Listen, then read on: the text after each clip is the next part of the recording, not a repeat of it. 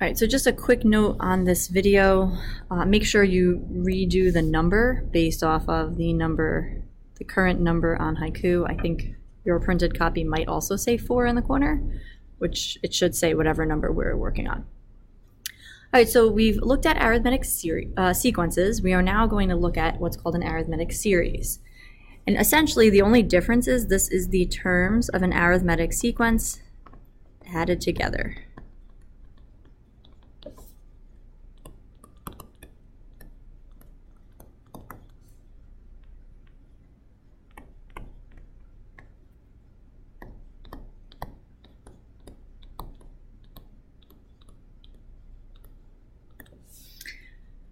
We have what's called a finite series, which is one that ends. For example, 2 plus 4 plus 6 plus 8 starts at 2, ends at 8.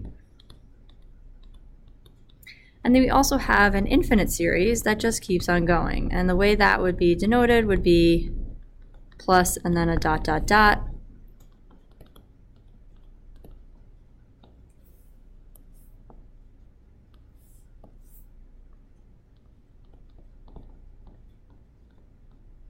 So if it's infinite, we might not be able to find the full sum because it will keep on going forever, but we could use the formula to come up with an expression to find the sum of a certain number from that series.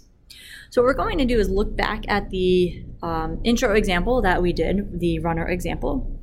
Same basic information. We had our first week, the runner ran 5 miles and then increased 1.5 miles each week, which was our common difference. So we had A1 and our common difference. Then we also, when we did the arithmetic sequence, we found that in the 10th week, the runner ran 18.5 miles in that week. What we did want to do is figure out our total distance run over, or her total distance run over those 10 weeks. So that would require you adding up, and you want to write this out. I know it's going to be a little annoying, but we're going to write out the 10 terms. It's not that many.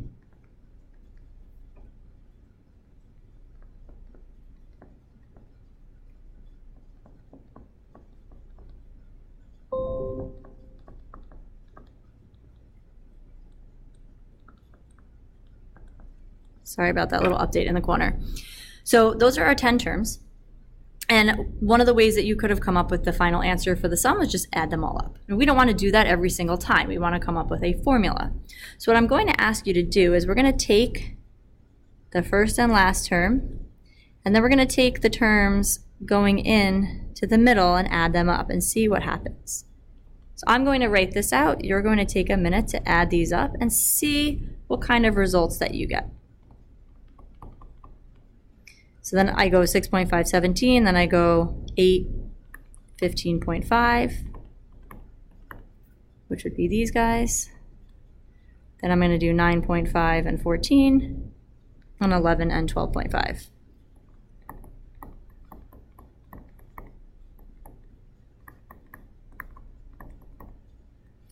So add those up, see what discovery you can make about those.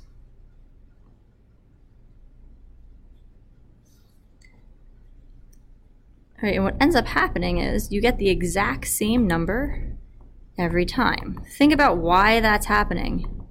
On one side, you're going up 1.5, the other side, you're going down 1.5 as you go further and further into the middle. So since we get the same sums each time, this can help us with developing a formula. So S10, in this case, we have 5 of these. And if we do 5 times that 23.5, that will also give us the sum, because multiplication, again, is repeated addition. Now let's think about this in terms of numbers we know. 5 is really 10 divided by 2. We know that 10 is our n value for this situation. We also know these two numbers right here, the first and the last number, and we have ways to calculate that with formulas so that we don't need to figure out all of these other numbers here. So I'm really just looking at this set of numbers, and I'm going to do 5 plus 18.5 in here. Now I can take that information and replace it with n for the 10. And then I know 5 is A1, and 18.5 is my last term or my nth term for that specific finite series. And that's actually going to be our formula. So it's n over 2 times a1 plus an. This formula, there's some variation on this, but this is the best one because we do have another formula to calculate this.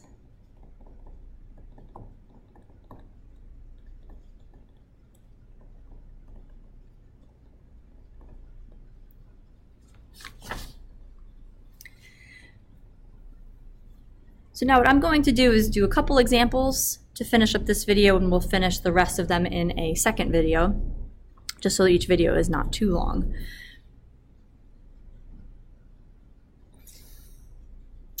All right, so our first example, we're given everything we need. The only thing you have to be careful of, we have an and a16 are really the same thing, which tells us that our n is 16 when we're going to plug in our information. So sometimes we're given everything we need to fill right into our formula. That's your best case scenario. A lot of times you have to find a missing piece. So S16, or the sum of the first 16 terms in this arithmetic series, as opposed to calling it a sequence, it's a series when we're adding it up, will be 16 over 2. We know that A1 is 4, and AN, or A16, is 44. And honestly, you can literally just type this right in the calculator. You can also make some simplifying, like I know 16 over 2 is 8, but you could type in 16 over 2 on the outside and be good to go. So we get an answer of 384. All right, that's our most basic one. Now, there are times where we have to solve for things. So in this next one, I know my first term.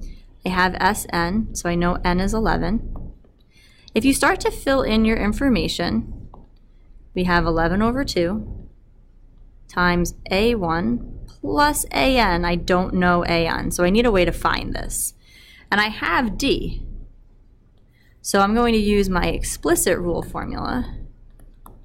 This one you use a lot because you use this for just regular sequence questions, and you're now going to use it for series as well. And we're going to find a11, because an and a11 are the same thing in this scenario. So we'll do 15 plus negative 2, or I'm just going to write actually minus 2 here, times 11 minus 1. Again, for calculation purposes, you can go right in and do 15 minus 2 times. Now I could put 11 minus 1, or you can just calculate that as 10 if you want to save yourself some typing. And I get negative 5. Now I have enough to plug in this right into this spot.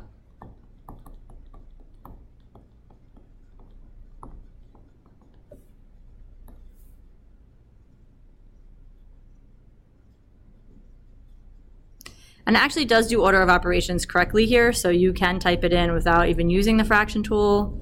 You can also use the fraction tool if that's helpful to you. So we get S11 here is 55. And then the final example we will do and take a look at in this video, we have our A1 is 25. Our D is actually the same, because if you notice we're adding 25 each time here. And we do know our AN, but we are missing something. So we have that D, A1 is 25, D is also 25, and we have AN is 250. If I go to fill this into my equation, I don't know N. So I will have to find that. Again, we're going to be going back and using our explicit rule from up above. So I have AN. Well, I know AN actually, so I know that it's 250 equals 25 plus 25 times n minus 1. And we'll solve that for n.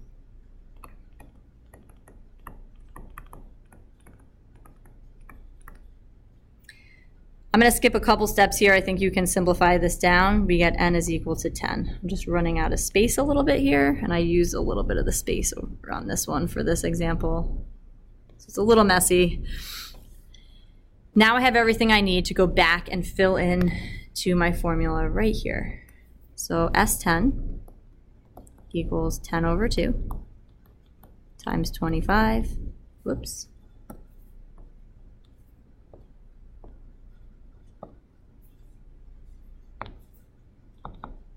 plus 250.